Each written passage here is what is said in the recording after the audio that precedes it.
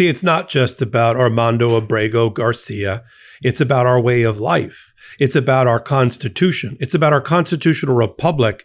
And it's about what is going on in that weird stew of a brain of Donald Trump.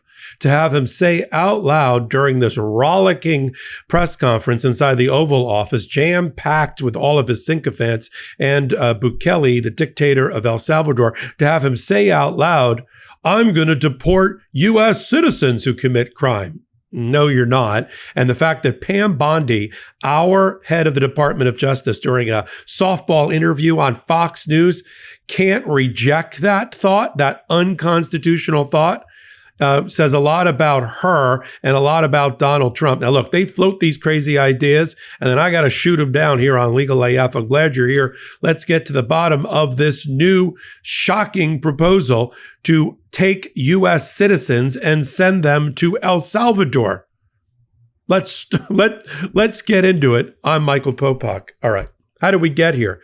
We got here because we got open defiance by the Trump administration, led by Donald Trump and Pam Bondi, in which they refuse to abide by the Supreme Court decision because they misinterpret the Supreme Court decision. And that should send a chill down everybody's spine here.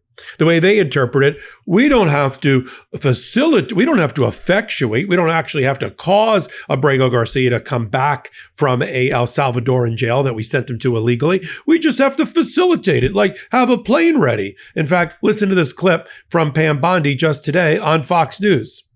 And we're just thankful that President Bukele will take them in a prison in El Salvador. Now, the president was musing about sending some of the most horrible people in this country down to that mega prison. You know, people that push ladies into subways and hit old ladies with baseball bats to the head. Is that legal to do? Is that something you're allowed to do? Well, Jesse, these are Americans who he is saying who have committed the most heinous crimes in our country. And crime is going to decrease dramatically because he has given us a directive to make America safe again. These people need to be locked up as long as they can, as long as the law allows. We're not going to let them go anywhere. And if we have to build more prisons in our country, we will do it. Okay, so Donald Trump figured, well, I'm never going to bring back Abrego Garcia unless somebody holds me in contempt and I can't be prosecuted. So I'll leave it to Pam Bondi to be prosecuted by somebody or somehow. But then he went further and said U.S. citizens. Let's break that down for a minute. Under the Constitution and under the law passed by Congress and back to the Constitution, you do not lose your citizenship. No one loses their citizenship, no matter how heinous the crime, because you committed a crime. That means if you are the shooters in churches or schools, you may get the death penalty. You may go away for a long time, but you're not going to lose your citizenship. In order to be removed from the country and quote unquote deported or housed somewhere else, okay, and taken off of U.S. soil, they would have to be able to start some sort of citizenship stripping process, which there is nothing in the immigration code, nor, of course, in the Constitution. You're born in the United States, so you're naturalized here. You are a U.S. citizen. That means you don't, under the Constitution, you cannot be deported against your will to some other location. Now, how could Donald Trump get around that?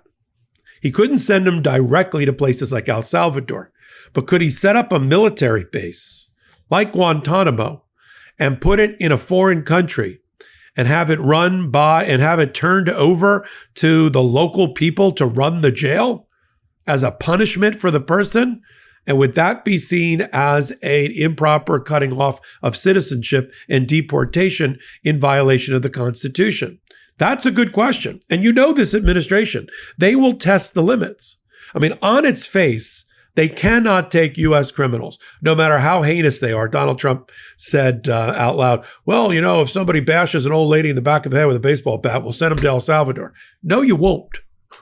Because if you tried, then it would be in violation of the Constitution. Now, what Donald Trump might be thinking is, well, we committed an illegal act with Abrego Garcia, and we're not bringing him back anytime soon. And if the Supreme Court supports Donald Trump by saying, well, we don't like it, and wagging our finger and rapping on the knuckles. We don't like the illegal act of sending him to El Salvador and violating the Constitution and violating his rights and an order of the federal judge. But he's already in El Salvador. We have to recognize and respect the sovereignty of El Salvador, and Donald Trump's powers within the sphere of foreign affairs reign supreme over that of the federal courts. If they go that route, then you could see Donald Trump's mind and the wheels already running. Well, why don't I just violate the Constitution again, put these bad criminals out of our supermax prisons and send them to places like El Salvador, pay the freight, pay off Bukele, the dictator president of El Salvador, give him another $6-8 million and let him house our most notorious prisoners. What's the Supreme Court going to do then? We also have cruel and unusual punishment, which is a violation of the Eighth Amendment. And we've only sort of interpreted that in the form of death penalty. But certainly, if a U.S. citizen committed a crime, even convicted, is then sent to the dark, dank, supermax prisons of our allies or our enemies, some black ops facility in order to be tortured, or just to be housed and abused, I think we're violating not only the Geneva Convention and the Convention Against Torture, but the Eighth Amendment of the U.S. Constitution. But again, we come back to, we have a rogue president supported by rogue Department of Justice who is allowing him and enabling him to do these things. So he's watching, and that's why the Supreme Court has to be very careful here, because Donald Trump, like AI, is watching and learning and adjusting off of his learning. And what is he learning so far? Is that, well, he's getting yelled at in court by a federal judge like Zinnis, and the Supreme Court is saying, keep their feet to the fire and make them uphold the Constitution. But then they're rejecting all efforts to do that, creating this not constitutional crisis, constitutional war, a war on the Constitution. And you just heard Pam Bondi say, well, we want to get rid of these people. So, I'm not going to, we're looking into it. Looking into it.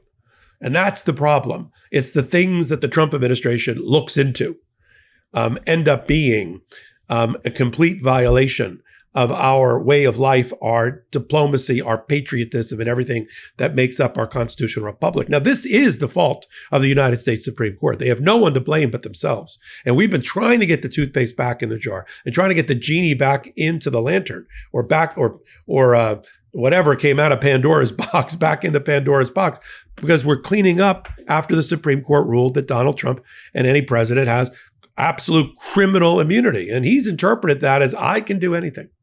Maybe my underlings can't, but I can do anything and I can pardon them. So we're going to do this. We're going to run this country the way I want, regardless of what our framers wanted or our founders wanted or what the voters wanted. And if people don't like it, they can vote me out, and they can vote out Congress at the midterms, and they can vote me out. Well, I'm not running again. But it does lead to the natural question. If Donald Trump is going to take a invalid interpretation of the United States Supreme Court ruling, 9-0 against him, and he's going to do it anyway, right? He's going to ask, he's not even going to ask for forgiveness instead of permission. He's not going to ask for forgiveness. He's going to give himself his own forgiveness with a pardon.